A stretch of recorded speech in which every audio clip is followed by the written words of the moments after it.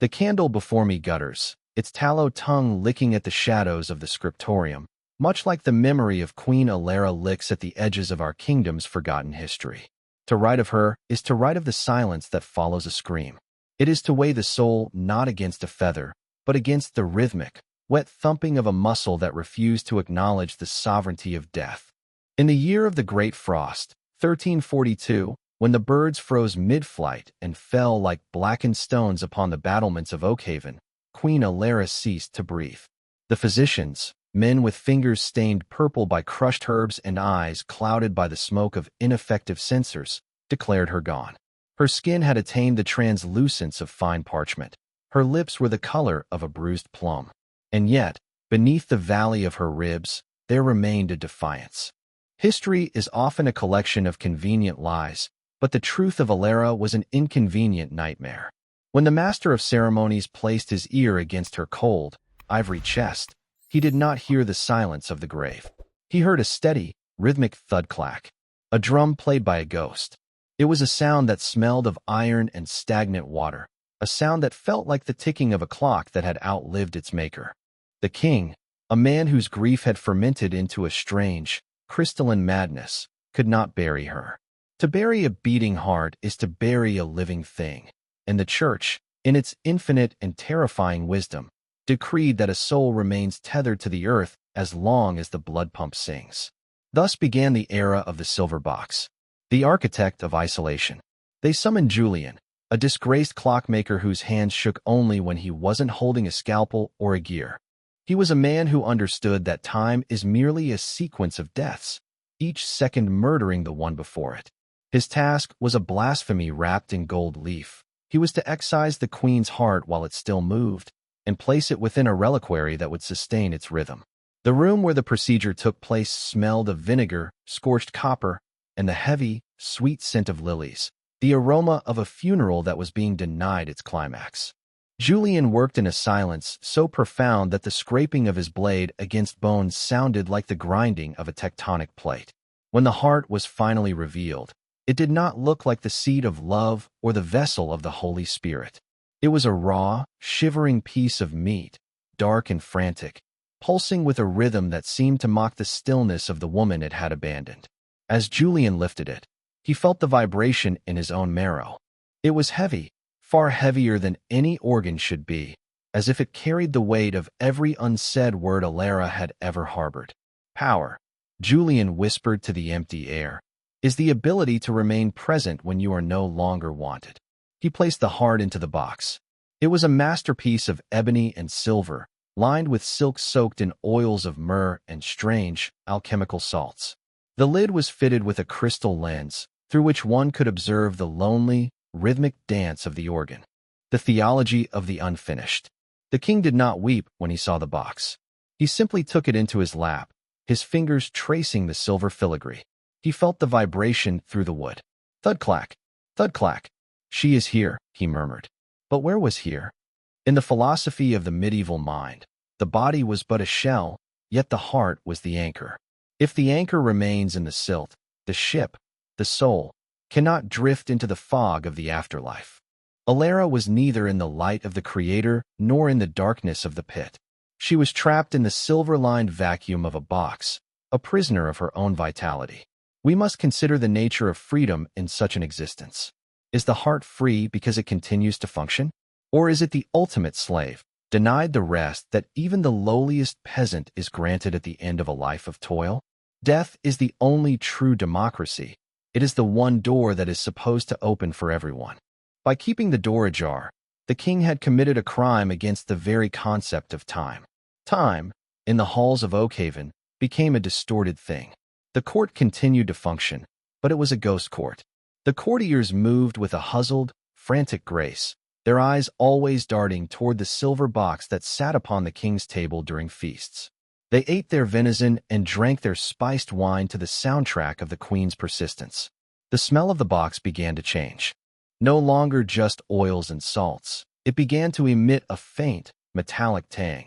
The smell of a forge that had gone cold, but still held the memory of the fire. The weight of the watchers. I, the chronicler of these dark days, often sat in the shadows of the great hall, watching the king. He had grown thin, his eyes recessed into his skull like two burnt-out coals. He spoke to the box. He told it of the border disputes in the north, of the tax yields, of the way the moon looked through the frost. He treated the box with a reverence that was indistinguishable from terror. He feared the silence. He feared the moment the thud clack would stop, for that would mean he was truly alone. In his selfishness, he had created a state of eternal isolation for his beloved. She was a queen without a kingdom, a voice without a tongue, a presence without a face. In the gardens, the snow deepened.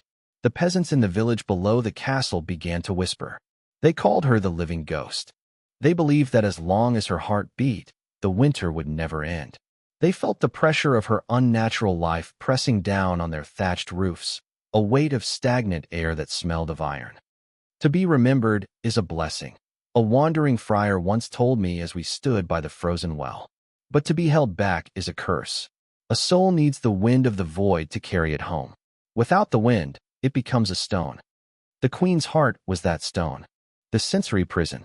If we are to imagine what the heart felt, if a muscle separated from the brain can feel, we must imagine a world of pure vibration. There was no light in the box, save for the occasional distorted glare through the crystal lens. There was no sound but the echo of its own contraction against the silk walls. It was an existence of absolute repetition. The heart knew the king's touch, the warmth of his palm against the ebony. It knew the vibration of his voice, though it could not understand the words. It was a prisoner of a love that had become a form of taxidermy. As I write this by the flickering light, I wonder if our own memories are not like that silver box. Do we not keep the hearts of our dead beating within our own chests, refusing to let them go? Do we not trap them in the silk and salt of our nostalgia, denying them the freedom of being forgotten? The tragedy of Elara was not that she died, but that she was not allowed to finish the act. She was caught in the between, a shadow cast by a candle that refused to burn out. The first year passed. The silver box remained. The king remained. And the heart beat on, a tireless, lonely soldier in a war against the inevitable. But even the strongest metal fatigues. Even the most loyal servant eventually tires of the master's voice. The smell of the hall had become thick now, a mixture of old incense and the subtle, underlying rot of a kingdom that had stopped moving forward. The air felt heavy, like a wet wool cloak. People stopped looking at each other. They only looked at the box. And then, on the first anniversary of her passing, the rhythm changed. It did not stop. It merely faltered. A missed beat. A stutter in the darkness. The king's face, when he heard that stutter, was the most frightening thing I have ever seen. It was the face of a man who realized that even his godlike power over life had its limits. Thud clack, thud, clack. The silence between the beats was where the true story began. The stutter of the heart was not a cessation, but a mutation. It was as if the organ, after a year of solitary confinement, had begun to learn a new, more sinister language. In the scriptorium, the air feels thinner as I recount those weeks. To live in Oakhaven during the second year was to live inside a decaying clock, one where the gears still turned, but the teeth were chipped and the timing was treacherous. Julian, the clockmaker, was summoned from his cellar once more. He had changed. A man who spends his days contemplating the mechanics of life usually ends up resembling a machine himself, or perhaps a ruin. His eyes were bloodshot, mapped with red veins like the very anatomy he had dissected. He was brought before the king, not as a craftsman, but as a priest of the machine. "It falters," the king whispered. His voice was like the dry rattle of dead leaves. He sat on his throne, the silver box clutched to his chest. He no longer wore his crown. It lay discarded on the floor, a circle of gold gathering dust. "Tell me, clockmaker, why does she hesitate to beat for me?" Julian looked at the box. He did not see a relic of love. He saw a biological error. "Time is not a straight line, Majesty," Julian replied, his voice sandpaper rough. "It is a tension. A spring can only be wound so tight before the metal forgets its shape. The heart is tired of the now. It reaches for the then, or perhaps the after." The alchemy of stagnation. The king demanded that Julian fix the rhythm. And so, the clockmaker began a series of experiments that would later be whispered about in the confessionals of the fearful. He introduced new oils into the box. extracts of nightshade to slow the frantic surges, and distillations of gold and electricity from the summer storms to spark the laggard beats. The room smelled of ozone and scorched silk. Julian spent nights with his ear pressed against the ebony, listening to the queen's struggle.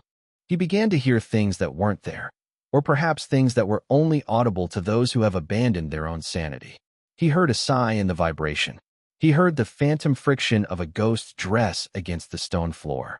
What is a human being when the soul is denied its exit? In the medieval mind, the soul was a bird that needed an open window. The king had barred the shutters and nailed the door shut. Isolation does strange things to a court. The knights no longer practiced with their swords. The blades grew orange with rust, reflecting the stagnant mood of the castle. The ladies in waiting stopped singing.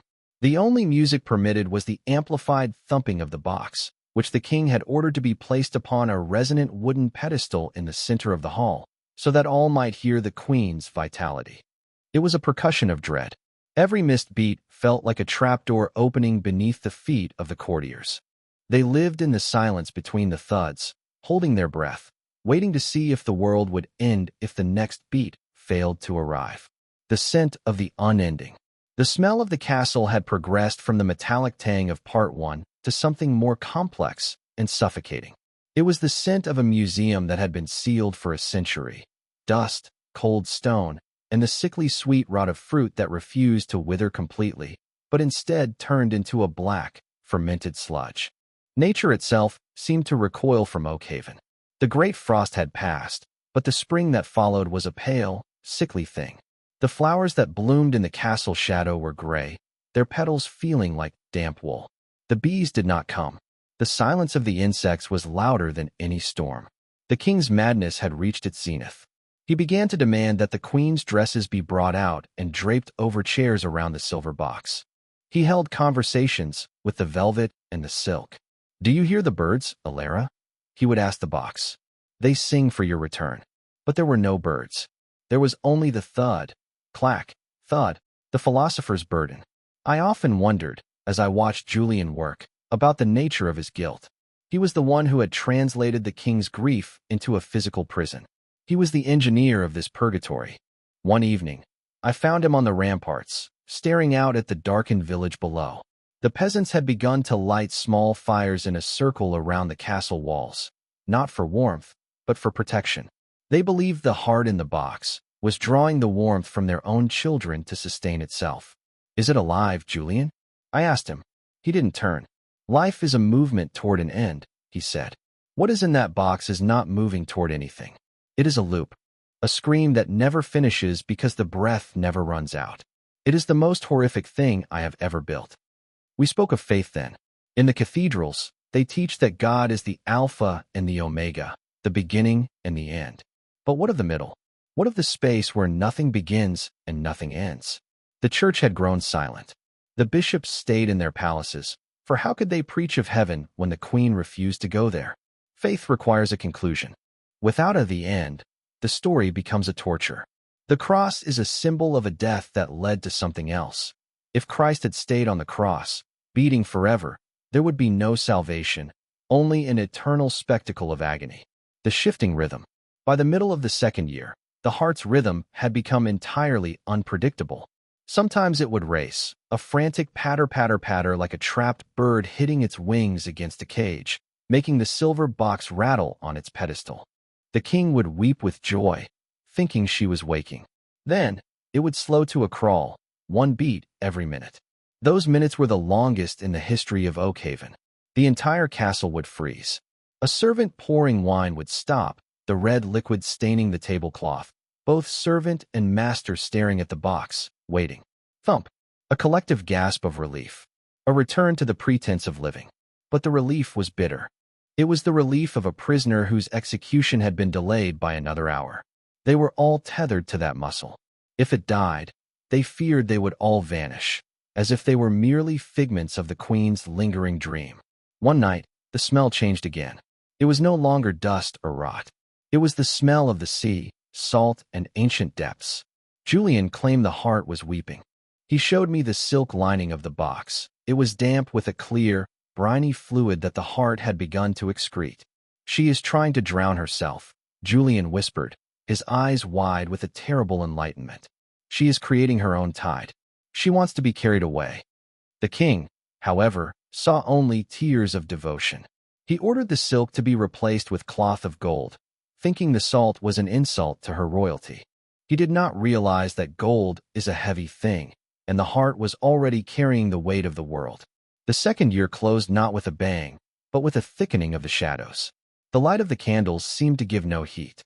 The people of Oakhaven had become pale, their skin reflecting the same translucent quality that Elara's had possessed on her deathbed. The heart beat on, but the sound had changed. It was no longer a drum. It was a scrape, a sound of something trying to break through a wall. And the wall was the king's love. To write of the third year is to write of the dissolution of language. Words, which had once been the currency of Oakhaven, felt increasingly hollow against the absolute reality of the silver box. The heart had become a linguistic force, a dialect of thumps and pauses that only Julian, in his feverish isolation, claimed to translate. In the scriptorium, my ink feels thick, like blood that has sat too long in the air, as I recall the clockmaker's final descent into the queen's interior world. Julian no longer slept in his quarters. He had moved a pallet into the great hall, curling his body around the base of the pedestal like a dog guarding a master's tomb. He had become a connoisseur of the queen's distress. He claimed that the heart was no longer merely beating, it was signaling. "It is not a rhythm," he told me one midnight, his voice a dry wheeze. The candles had burnt down to puddles of wax, and the shadows on the walls seemed to pulse in sync with the box. "It is a code, a sequence of long and short pressures. She is trying to say the name of the place she cannot reach." The cartography of the void. The king had grown deaf to everything but the sound of his own desire. He walked the halls with a vacant smile, convinced that the heart's continued movement was a sign of its undying affection. He did not understand that a heart without a body is a thought without a thinker. We must ponder the nature of consciousness in such a state. If the soul is indeed tethered to the heart, does it retain the memories of the eyes that saw the sun, or the skin that felt the rain? Or is it reduced to a singular, agonizing awareness of its own contraction? Freedom, in Elara's case, was not the ability to do, but the ability to stop. And that was the one thing the king's love forbade. Julian began to keep a ledger, a book of shadows where he recorded the variations in the beat. He mapped the heart's moods. He spoke of the fevered waltz, when the heart would beat with a frantic, uneven gaiety, and the grave's dirge, when it would slow until the silence felt like a physical weight pressing against the eardrums of everyone in the castle. The smell of the hall had shifted once more. It was now the scent of ancient, undisturbed earth, the smell of a cellar that had been closed for centuries, mixed with the sharp, acidic sting of Julian's alchemical tinctures. It was the smell of a life that had been artificially preserved until it became a form of poison. The sound of the invisible dress. The servants began to report sightings. They did not see the queen, for her body lay in a leaden coffin in the crypt below, but they heard her. They heard the swish-swish of silk against stone, always circling the pedestal. They heard the sound of a woman's breath, sharp, caught in the throat, as if she were perpetually about to speak, but found herself without the necessary air. The isolation of the castle was now total. No messengers came from the outside world. The king had barred the gates, declaring that the queen's recovery required absolute stillness. Oakhaven had become a tomb with a clock inside it. Is there a limit to the spirit's endurance? I asked Julian as he adjusted the crystal lens on the box. He looked at me with eyes that seemed to see through my flesh to the gears of my own mortality. "The spirit is like water," he said. "It can be compressed, but it cannot be destroyed. But water under pressure becomes a blade. It will eventually cut through the container." He showed me the silver box. The metal was warping. The ebony was cracking from within. The heart was no longer fitting comfortably inside its reliquary. It had grown, or perhaps it had become more violent in its movements. It was striking the walls of the box with the force of a hammer. The theology of the trapped. In my prayers, which had become increasingly desperate, I questioned the divine. If God is love, how can love be the instrument of such cruelty? We are told that the body is a temple, but the king had turned it into a prison. The philosophy of the time dictated that the heart was the source of heat. And indeed, the silver box was now hot to the touch. It radiated a dry, searing warmth that made the air around the pedestal shimmer. The king would place his hands upon it and smile, feeling the warmth of her soul. But Julian knew better. He knew it was the heat of friction, the heat of a soul rubbing against the bars of its cage. The clockmaker began to prepare. He gathered tools that no clockmaker should possess, acids that could eat through silver, and long, thin needles made of cold iron. He was no longer interested in fixing the heart. He was interested in the release, the bitter detail of the silence. One afternoon, the heart stopped for a full hour. The silence was so absolute that men fell to their knees, unable to bear the lack of sound. The king collapsed before the pedestal, his face buried in his hands.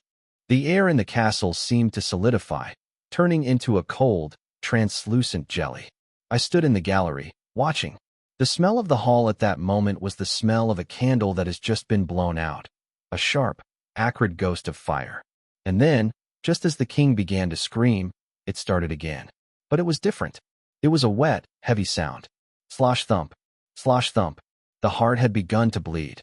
Not the blood of a living woman, but a dark, viscous fluid that smelled of copper and old wine. It began to leak from the seams of the silver box, staining the white silk and the gold cloth, dripping onto the stone floor with a rhythmic drip. Drip, drip. She is dissolving, Julian whispered. He was not afraid. He was transfixed. She is turning herself into a liquid so she can flow through the cracks. She is escaping her own form. The king did not see the horror. He saw only red devotion. He began to gather the fluid in a crystal vial, intending to drink it, to become one with her. It was the final, bitter conclusion of a love that refused to recognize the boundaries of the self. The queen was being consumed by the very person who claimed to cherish her most. The final vision of Part 3. As the third year drew to a close, the castle felt as though it were underwater. The light was dim and refracted, the sounds were muffled. The people moved like seaweed in a slow current. Julian approached me on the last night of the year. He handed me a small key. "If I do not return from the hall tonight," he said, "tell the world that the queen did not die of a broken heart. She died of a heart that was kept too whole." I watched him walk toward the great hall, his silhouette swallowed by the flickering shadows. The sound of the heart, that slosh thump, echoed through the corridors, a lonely, aquatic pulse in the heart of the mountain. The queen was no longer a person. She was a vibration, a scent, and a stain on the floor. And the king was no longer a man. He was the keeper of a sacred, bleeding box. The bitter beauty of it was this. Even in her liquid state, even in her agony, the heart continued to beat. It was the ultimate tragedy of biological loyalty. It would not stop until it was forced to stop. And Julian was carrying the iron needle. The fourth year began not with the tolling of bells, but with a silence so thick it felt like wool in the throat. I remember the night Julian descended into the great hall. I watched from the high gallery, a ghost witnessing the murder of a miracle. The air smelled of cold ash and the sharp, medicinal tang of the clockmaker's resolve. He carried his instruments not as a craftsman, but as an assassin of eternity. The silver box sat upon its pedestal, bathed in the sickly, rhythmic glow of the dying hearth. It was no longer a beautiful object. The silver had tarnished to the color of a bruised sky, and the ebony was swollen, weeping that dark, briny ichor that pooled on the floor like a shadow. Slosh thump, slosh thump. The sound was heavier now, the sound of a drowning man's fist against a hull. The midnight liturgy. Julian approached the box with a reverence that bordered on the blasphemous. He did not look at the king, who lay slumped in the shadows of his throne, snoring a wet, feverish sleep. The clockmaker's hands, usually trembling with the weight of years, were steady as he drew the cold iron needle. It was a tool of release. In our philosophy, iron is the enemy of the fey and the phantom. It is the metal of the earth, the anchor of the real. To pierce the heart with iron was to invite the world of dust back into the world of the spirit. "Forgive me, Majesty," Julian whispered to the box, "but even the stars are allowed to go out." As he inserted the needle through the crack in the warped ebony, the heart did something it had never done before. It screamed. It was not a sound made of vocal cords, but a vibration so violent it shattered the crystal lens. The shards fell like diamond rain, and the king bolted upright, his eyes wide and white in the darkness. The king's awakening. Blasphemy, the king shrieked, his voice cracking like dry parchment. He did not run. He staggered toward the pedestal, his fingers clawing at the air. He saw Julian, the needle buried deep in the silver box, and for a moment, the two men were frozen in a tableau of love and mercy.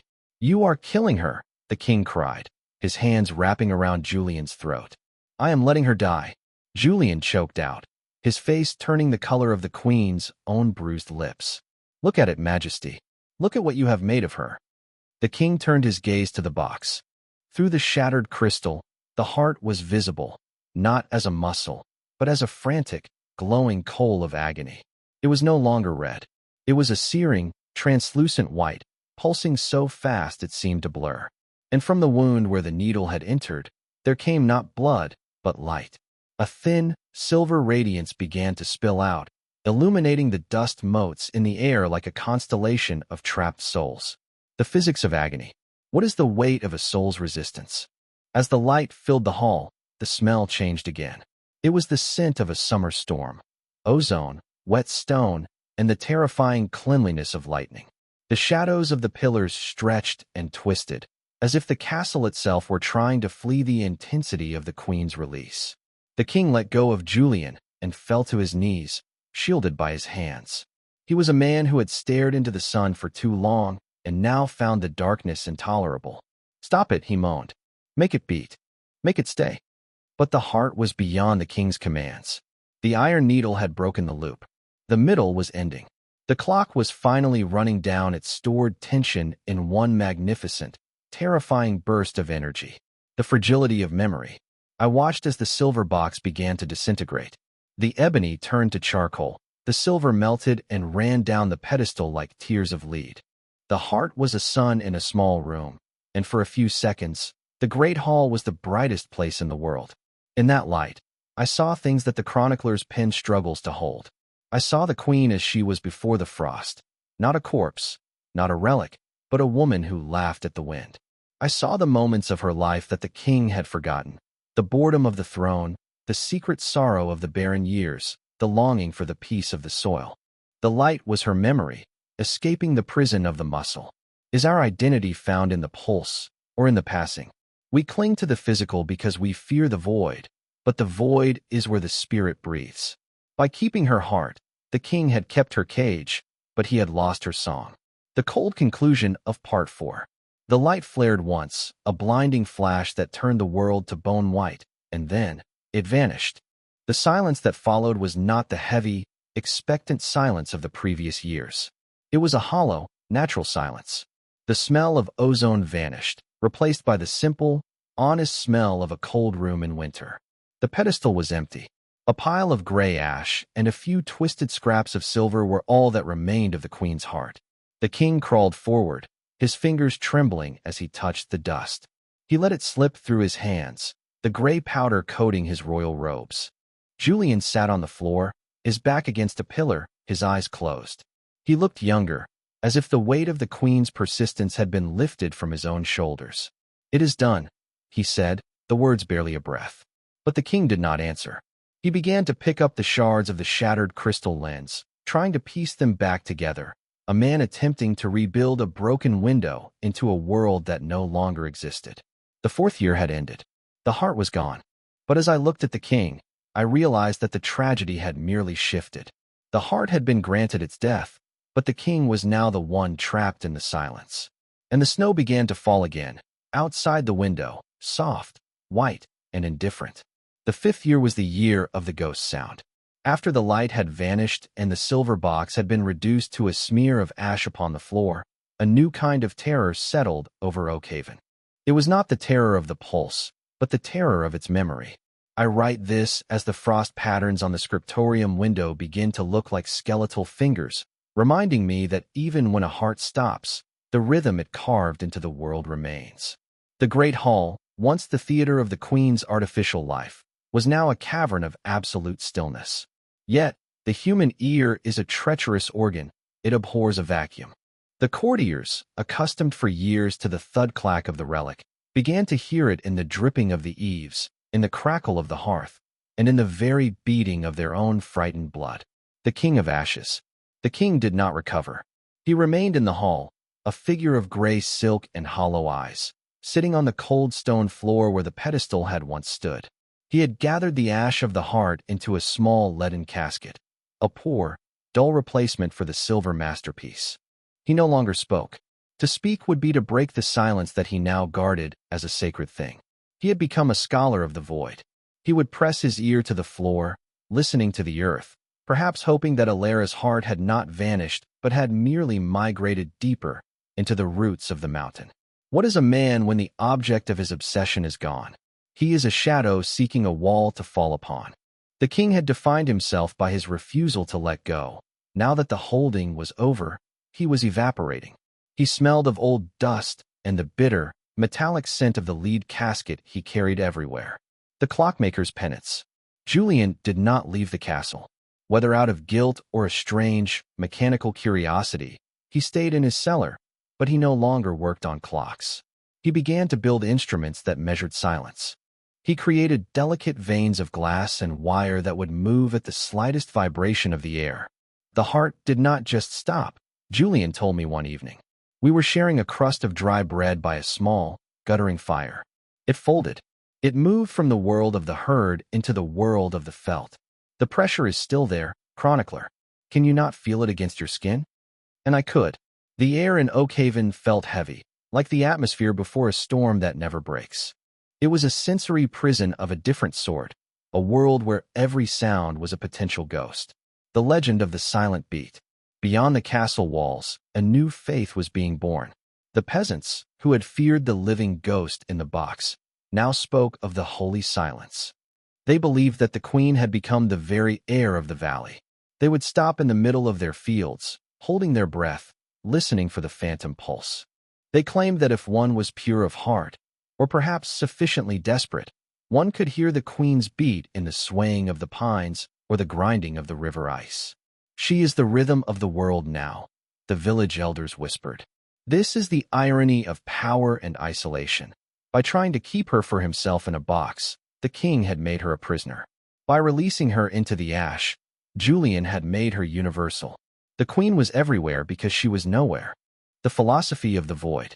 We must ask ourselves if death is truly an end or merely a change in frequency. In the medieval mind, the universe was a series of concentric spheres, each making its own music. Elara's heart had been a discordant note, held too long by a stubborn finger. Now that the note had stopped, the silence was revealing the deeper, more terrifying music of the spheres.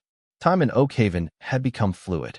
Without the ticking of the heart to mark the seconds, a day could feel like an hour, and an hour like a century.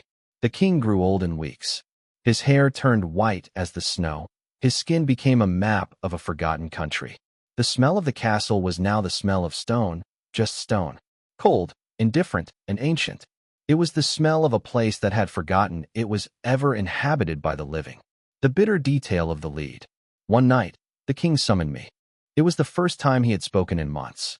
His voice was a thin thread, almost lost in the vastness of the hall. "Chronicler," he said, holding out the lead casket. "Do you hear it?" I leaned in, my heart hammering against my own ribs. I pressed my ear to the cold, gray metal. At first, there was nothing. Then, I heard a sound. It was not a beat. It was a vibration, a low, humming thrum, like the sound of a distant hive of bees or the sound of the wind through a very long tunnel. It was the sound of energy that had no place to go. "She is angry," the king whispered, his eyes filling with a terrifying, childlike wonder. "She is still waiting for me to follow." I backed away, the smell of the lead, dull and oppressive, clinging to my nostrils. The king wasn't hearing the queen. He was hearing the sound of his own madness reflecting off the walls of a cold box. The conclusion of Part 5. As the 5th year drew to a close, a great storm began to gather over the mountains. A storm that the people said was the queen's final breath returning to claim the castle. The wind did not howl. It pulsed. Thud-clack, thud-clack. Julian disappeared that night. Some say he walked into the storm to find the source of the vibration. Others say he simply became a part of the machinery of the mountain. I remain to write this. I remain to witness the king sitting in the center of the great hall, holding his leaden casket, as the doors of the castle were blown open by a wind that smelled of salt, iron, and the absolute freedom of the grave. The queen was no longer in a box. She was the storm, and the king was a man standing in the path of a pulse he could no longer control. The 6th year was not a year at all, but a single, eternal winter that refused to yield to the sun. It was the year when the walls of Oakhaven finally surrendered to the truth of the void. I am the last who remains in this scriptorium, my fingers so cold they feel like the very quill I hold. I write these final words as the great storm, which began at the end of the 5th year, reaches its crescendo. The king is gone. He did not die in the way men usually die, with a rattle in the throat and a priest at the bedside. He was simply consumed by the silence he had so carefully cultivated. The vanishing of the throne. On the final night of the great storm, the wind achieved a frequency that was no longer a sound, but a physical force. It did not shake the stones, it moved through them. I stood at the threshold of the great hall and watched as the king stood in the center of the ruins, holding his leaden casket high above his head. "I hear you, Elara," he screamed into the gale. The smell of the hall was no longer stone or ash. It was the smell of the beginning of the world, the raw, cold scent of creation before the first fire was lit. It was the smell of absolute potential and absolute end. The king stepped forward into the path of the wind, and for a fleeting second, his silhouette was outlined in that same silver radiance that had spilled from the heart years before. He did not fall. He simply thinned, his body becoming as translucent as the queen's had been, until he was nothing more than a ripple in the air. The lead casket fell to the floor with a heavy, dull thud, spilling its contents, not ash, but a handful of white sand that was immediately carried away by the wind. The philosophy of the finished. We spend our lives building boxes, for our hearts, for our loves, for our grief. We believe that by containing a thing, we possess it. But the king's tragedy teaches us that possession is merely a slower form of destruction. To hold a beat is to kill the song. Time, which had been a prisoner in Oakhaven for 6 years, has finally begun to flow again. But it flows over a graveyard. The castle is now a hollow shell, a monument to the man who tried to stop the clock. Freedom, I now realize, is not the absence of death, but the acceptance of it. It is the ability to let the rhythm end so that a new one may begin. What is left of Queen Elara? She is not in the casket, nor in the box, nor even in the earth. She is the silence that follows the storm. She is the peace that comes when the last candle is blown out. The chronicler's conclusion. I have finished my task. The ink is freezing in the well, and the shadows are closing in. I have told the story of the heart that would not stop, and the love that would not let go.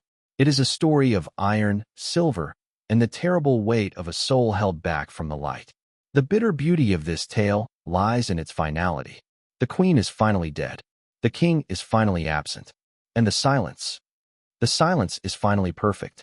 As I lay down my pen, I can hear it. Not a pulse, but a sigh. The mountain is breathing. The valley is at rest. The great frost is over, not because the sun has returned, but because the heat of the struggle has finally dissipated into the cold, indifferent stars. To those who find these pages, do not seek the silver box. Do not listen for the beat in the stone. Let the dead remain dead, for in their ending lies the only true freedom the living will ever know. The candle flickers. The darkness is warm. Thump. No, it was only my own heart. And soon, even that will be enough. Like and subscribe to this channel for more interesting stories.